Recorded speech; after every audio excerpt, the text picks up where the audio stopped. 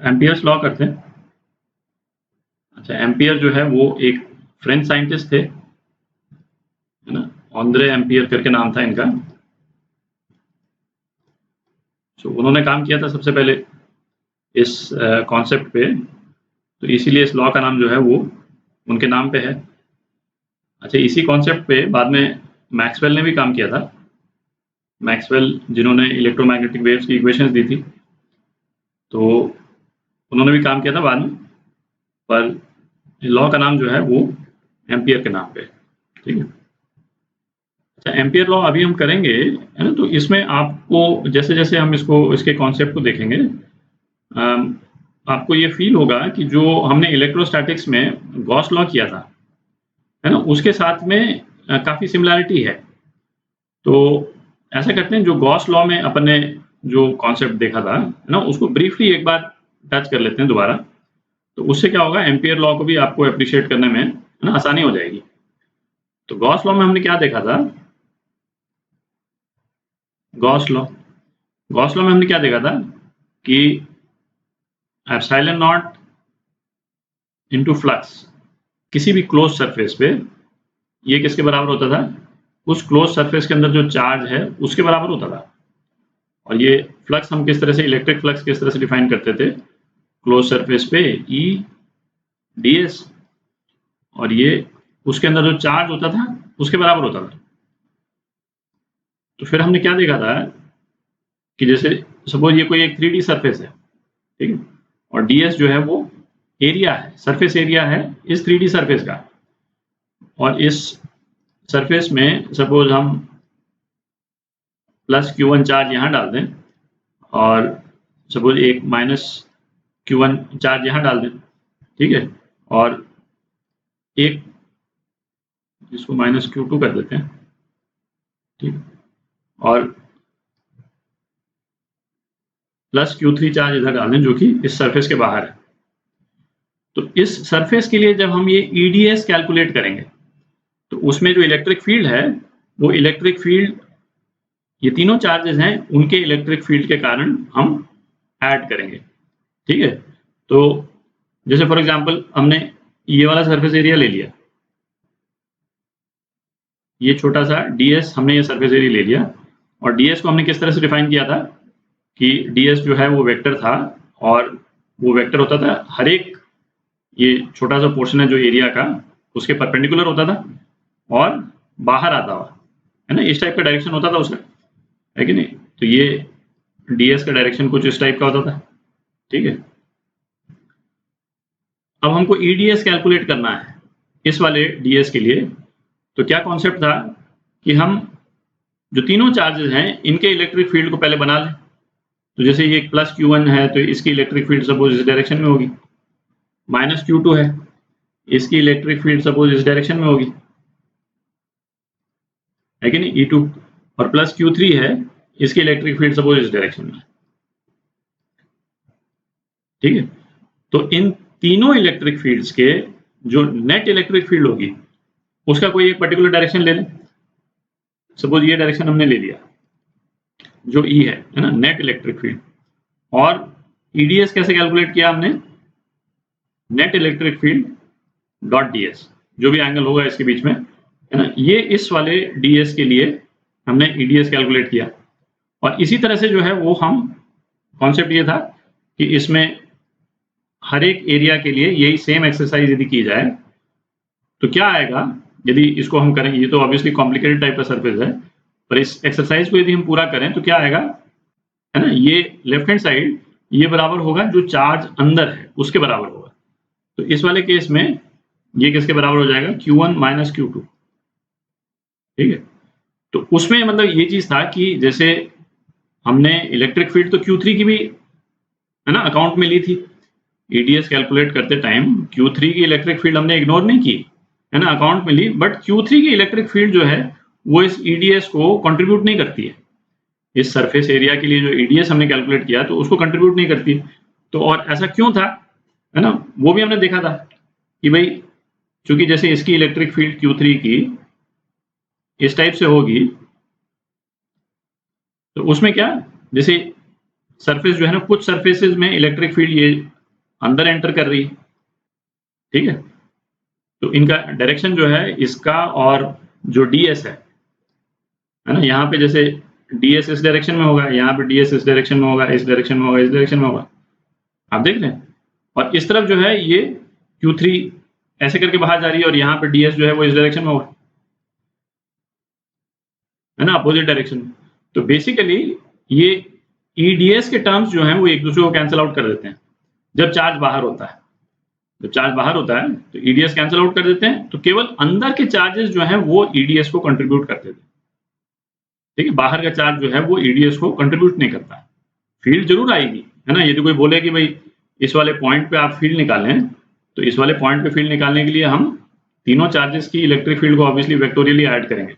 ऐसा नहीं है कि ये चार्ज मतलब ये फील्ड ही नहीं कंट्रीब्यूट कर रहा, पर EDS के पॉइंट ऑफ व्यू से ये कंट्रीब्यूट नहीं करेगा Q3, ठीक है। तो ये कॉन्सेप्ट था गॉस लॉ का। अब सिमिलर टाइप का कॉन्सेप्ट जो है वो एम्पियर लॉ में है। तो अब एम्पियर लॉ देखते हैं।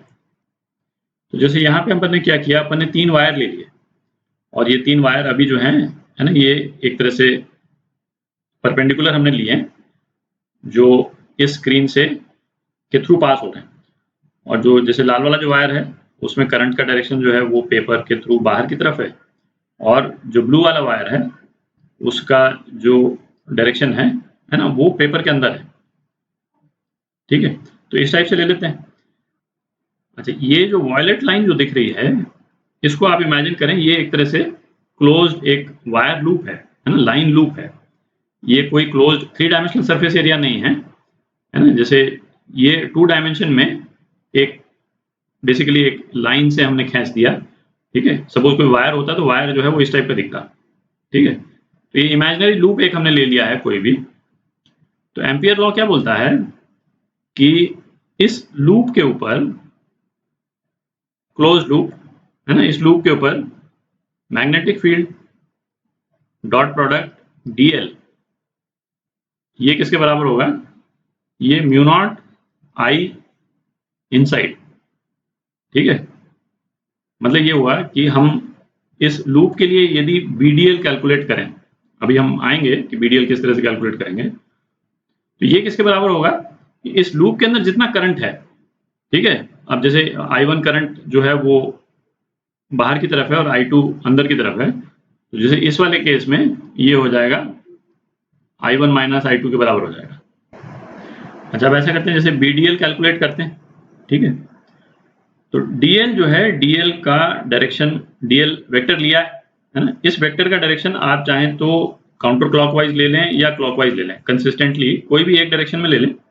जैसे सपोज हम काउंटर क्लॉकवाइज लेते हैं तो DL का डायरेक्शन क्या हो जाएगा, हर एक पॉइंट पे एक जैसे छोटा सा पोर्शन लिया अपन ने DL, तो इस पॉइंट पे जो टेंजेंट होगा वो DL का डायरेक्शन होगा, ठीक है।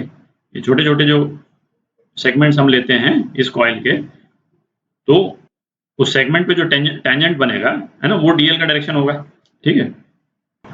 अच्छा, DL का डायरेक्शन हम यदि काउंटर क्लॉकवाइज लेते हैं, जैसे इस केस में हमने लिया है, तो उस केस में क्या है, यदि BDL की वैल्यू हमारी पॉजिटिव आती है ना, और BDL क्या है, बेसिकली मैग्नेटिक फील्ड और DL का मल्टीप्लीकेशन है ना, उसका डॉट प्रोडक्ट बेसिकली।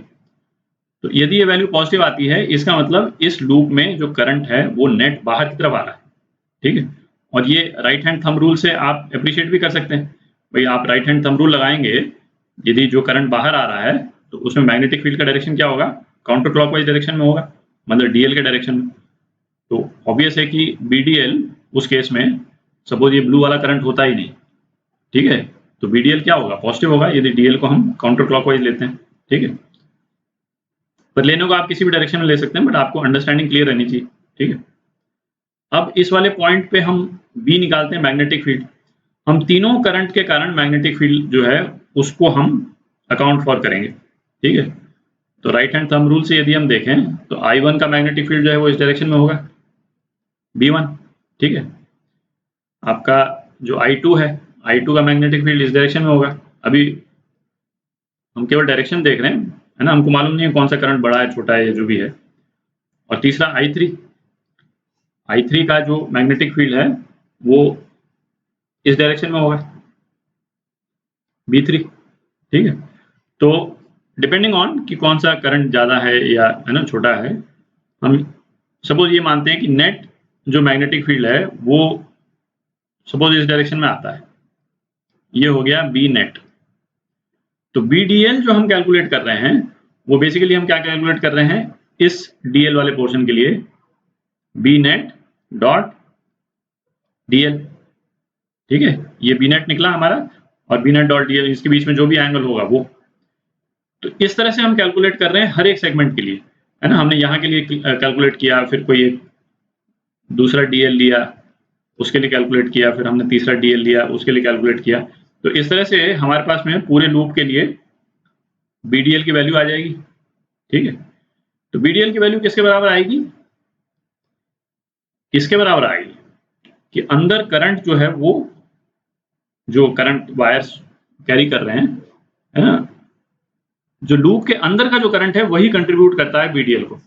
जैसे गॉस लॉ में अपन ने देखा था कि इलेक्ट्रिक फील्ड जो है जो अंदर चार्ज होता है वही वो कंट्रीब्यूट करता है ईडीएस को, ठीक है।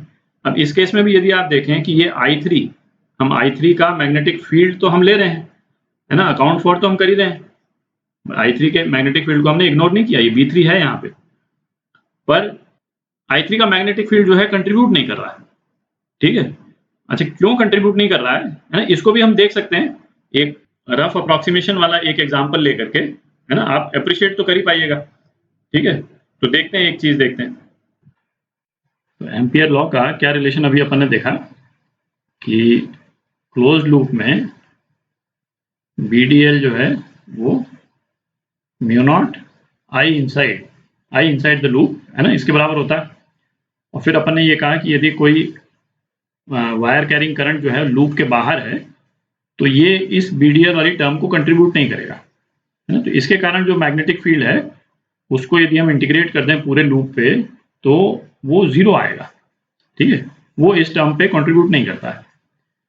तो यहाँ एक इसका एक्चुअली एक रफ आइडिया ले लेते हैं, है ना, डिटेल कैलकुलेशन तो ऑब्वियसली नहीं करेंगे, रफ आइडिया लेते हैं जिससे आपको है ना एक आइडिया लग जाएगा कि करंट जो है वो यदि किसी लूप के बाहर रखते हैं तो बीडीएल जो है वो किस तरह से वेरी करता है। तो ये डिस्कशन जैसे गॉस लॉ में किसी क्लोज सरफेस के बाहर अपन चार्ज रखते थे, है ना, उसके काफी सिमिलर है। तो जैसे यहाँ पे आप देखें इस वायर के कारण, सपोज इस वायर का जो करंट इसमें जो फ्लो कर रहा है वो बाहर के डायरेक्शन में है, ठीक है, आउट ऑफ द पेपर आ रहा है। तो इसके कारण जो मैग्नेटिक फील्ड यहाँ पे होगी उसके क्या डायरेक्शन होगा, ये डायरेक्शन होगा। और मैग्नेटिक फील्ड जो यहाँ पे होगी इसका मैग्नीट्यूड कम होगा बट डायरेक्शन ये होगा, ठीक है, क्योंकि ये पॉइंट थोड़ा दूर है तो मैग्नीट्यूड कम कर दिया बट डायरेक्शन तो यही रहेगा।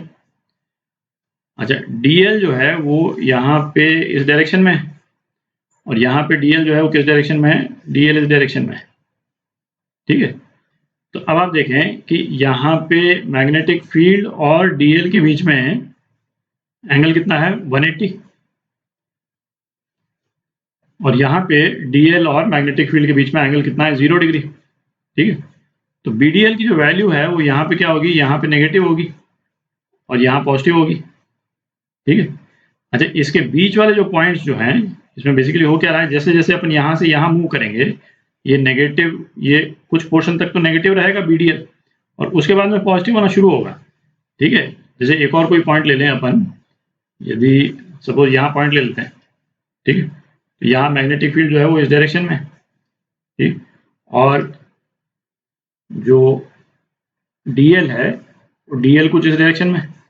तो अभी भी आप एंगल देखेंगे तो इन दोनों के बीच में जो एंगल है वो 90 डिग्री से ज़्यादा है, ठीक है। और जैसे जैसे आप यहाँ पहुँचते जाएंगे तो इस वाले पॉइंट पे मैग्नेटिक फील्ड कुछ इस डायरेक्शन में होगी, है ना, और डीएल जो है वो किस डायरेक्शन में होगा, डीएल इस डायरेक्शन में होगा, ठीक है। तो यहाँ पे एंगल 90 डिग्री से ज़्यादा, यहाँ 90 डिग्री से कम। तो आप देख सकते हैं कि ये बीडीएल की जो वैल्यूज हैं नेगेटिव से पॉजिटिव हो गई और फिर यहाँ पे फिर पॉजिटिव से होकर के फिर वापस नेगेटिव होंगी। नेट सम यदि इन हर एक डीएल को हम ऐड कर लें, ठीक है, तो नेट वैल्यू 0 आती है। ये आर्गुमेंट बिल्कुल सिमिलर है जो अभी अपन ने आर्गुमेंट किया गॉस लॉ के रिस्पेक्ट में कि यदि किसी क्लोज सरफेस के बाहर यदि अपन चार्ज रख देते हैं, ठीक है, तो वो इसके थ्रू जो फ्लक्स पास कर रहा होता है, इस क्लोज सरफेस के थ्रू, जो EDS की जो वैल्यू है, इस पे ये वाला चार्ज कंट्रीब्यूट नहीं करता है। ठीक है, और ये अपन डिस्कस कर चुके हैं भाई, क्योंकि एरिया का डायरेक्शन यहाँ पे इस डायरेक्शन में है, आप देख रहे हैं, और यहाँ पे इस डायरेक्शन में। तो यहाँ पे EDS की वैल्यूज जो है, ये ऊपर वाला जो पोर्शन है, यहाँ पे EDS की वैल्यूज पॉजिटिव है, EDS की वैल्यूज यदि मैं लिख दूँ तो पॉजिटिव है, और यहाँ पे सारी EDS की वैल्यूज नेगेटिव है, आप देख रहे हैं। तो हम यदि किसी तरह से, क्योंकि ये तो इरेगुलर सरफेस है, इंटीग्रेट करना मुश्किल है, पर यदि किसी भी तरह से यदि हम इसको इंटीग्रेट कर दें कोई मॉडल वगैरह बना करके, तो नेट वैल्यू 0 आती है। तो सेम चीज यहाँ पे, ठीक है। अच्छा, इस पे डिस्कशन अपन खत्म करने के पहले एम्पियर्स लॉ अपन किस तरह से अप्लाई करते हैं, वो भी कई एस्पेक्ट में गॉस लॉ के सिमिलर है ना, वो वाला एस्पेक्ट भी एक बार देख लेते हैं, और फिर एग्जांपल्स में तो वो बिल्कुल क्लियर हो जाएगा। एम्पियर्स लॉ का formulation V dl is equal to mu not I inside, ठीक है, और गॉस लॉ का formulation epsilon not EDS is equal to charge inside, ठीक। तो ये एक्सप्रेशंस हैं एम्पियर्स लॉ का और गॉस लॉ का, ठीक है। अच्छा, गॉस लॉ का जो ये एक्सप्रेशन है, ये एप्लीकेबल टू ऑल सरफेसेस, है ना, ये क्लियर रहे कि ऐसा नहीं है कि ये केवल सिमेट्रिकल सरफेस पे ही अप्लाई करता है, अप्लाई करने को सभी सरफेस पे करता है, पर हम सिमेट्रिकल सरफेस चूज करते हैं किसी कारण के लिए, ठीक है। इरेगुलर सरफेस में ये वाला जो एक्सप्रेशन है, इसको कैलकुलेट करना मुश्किल होता है, ठीक है। अच्छा, फिर हमने देखा था कि गॉस लॉ को जब हम अप्लाई करते हैं तो हम सरफेस कैसा लेते हैं, सिमेट्रिकल सरफेस, ठीक है। और सिमेट्रिकल सरफेस का मतलब क्या होता था, सिमेट्रिकल सरफेस का मतलब होता था surface is symmetrical with respect to distribution of charge,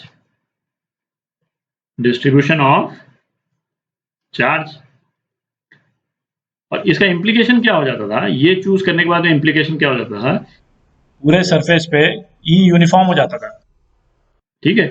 तो E, इसका इम्प्लीकेशन क्या हो गया, ये हमने symmetrical with respect to distribution of charge लिया, इसके कारण E इज यूनिफॉर्म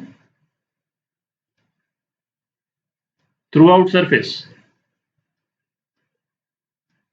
और इसका इम्प्लीकेशन क्या होता था, है ना, E यूनिफॉर्म हो गया तो E जो है वो कांस्टेंट हो गया, ठीक है। तो ds के साथ में जो भी एंगल बना रहा है वो देख करके, मतलब E डॉट ds को खोल करके आप E को बाहर निकाल सकते हैं। फिर हम क्या करते थे, एप्सिलॉन नॉट E, और अंदर केवल क्या रह जाता था, क्लोज लूप में ds रह जाता था, ठीक है, इज इक्वल टू QN। अब हमारा काम आसान हो गया, देख रहे हैं, केवल एरिया ही तो निकालना रह गया।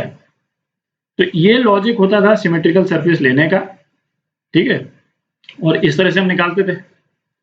एम्पियर्स लॉ में एग्जैक्टली सेम तरह की सिमिलैरिटी है, एक्सेप्ट कि ये लूप पे अप्लाई करता है, ये तो देख लिया है ना, ये जैसे जो है ना लाइन लूप होगा, लूप पे अप्लाई करेगा, और ये 3 डायमेंशनल सरफेस पे अप्लाई कर रहा है, चार्ज किसी है ना कैविटी के अंदर रहता है इसमें, ठीक है, और इसमें जो वायर है वो किसी लूप के अंदर रहेगा वायर, ठीक है।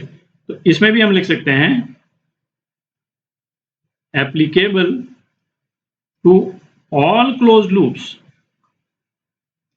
ऐसा नहीं केवल सर्कुलर लूप पे ही अप्लाई करेगा या किसी एक पर्टिकुलर शेप पे अप्लाई करेगा, इस सारे लूप्स पे अप्लाई करता है।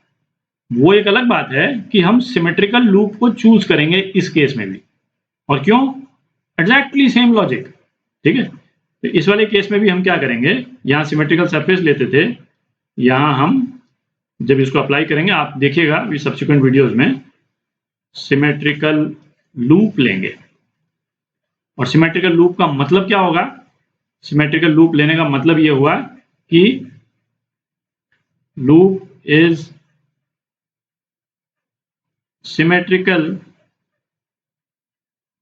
with respect to current inside loop। ठीक है, एग्जैक्टली सेम, मतलब सेम ही लैंग्वेज लिख रहा हूं मैं ऑलमोस्ट। ठीक है, loop is symmetrical with respect to current inside loop, और इसका मतलब क्या निकला कि मैग्नेटिक फील्ड जो है B through out loop is constant. हमारा एम ये है कि लूप पे मैग्नेटिक फील्ड कांस्टेंट हो जाए। जैसे यहां हमारा एम क्या होता था कि ई जो है वो यूनिफॉर्म हो जाए पूरे सरफेस पे, और यहां हमारा एम क्या है, हमारी मैग्नेटिक फील्ड लूप पे कांस्टेंट हो जाए। और लूप पे कांस्टेंट हो जाएगा, उससे हमारे को फायदा क्या हो जाएगा कि एक बार बी डॉट डी एल को हमने रिजॉल्व कर लिया, ये डॉट प्रोडक्ट एक बार बना लिया है ना। हो सकता है किसी एक पर्टिकुलर लूप में एंगल एक पर्टिकुलर एंगल हो थ्रू आउट, है ना, और मेजोरिटी केसेस में ये एंगल 0 ही होगा। ठीक है, तो केवल बी डी एल रह जाएगा। तो उस वाले केस में क्या होगा, यदि बी थ्रू आउट कॉन्स्टेंट है, इंटीग्रल के बाहर आ जाएगा, ये केवल इतना रह जाएगा, म्यू डॉट आई एन। ठीक है, और अब तो क्या है, अब तो हमको बेसिकली उस लूप का सरकमफ्रेंस निकालना है, तो लूप का सरकमफ्रेंस हम निकाल लेंगे। और मेजॉरिटी केसेस में ये लूप जो है वो सर्कुलर होगा, तो सर्कुलर होगा तो 2 पाई आर, है ना। नॉन सर्कुलर भी आएंगे लूप्स, है ना, रेक्टेंगुलर लूप्स वगैरह भी होंगे, बट है ना, लॉजिक इसका ये है। ठीक है, तो ये एम्पियर लॉ का एक्सप्रेशन है जो है ना अपन ने अभी डिस्कस किया। और अब ऐसा करेंगे, इसके एप्लीकेशंस देखेंगे तो और भी क्लियर हो जाएगा कि बीडीएल का कैलकुलेशन जो है वो किस तरह से करते हैं और किस तरह से उसको अप्लाई किया जाता है। बहुत पावरफुल लॉ है, और इससे जो है वो कई करंट कॉन्फ़िगरेशंस में मैग्नेटिक फील्ड निकालने में हमको आसानी हो जाती है।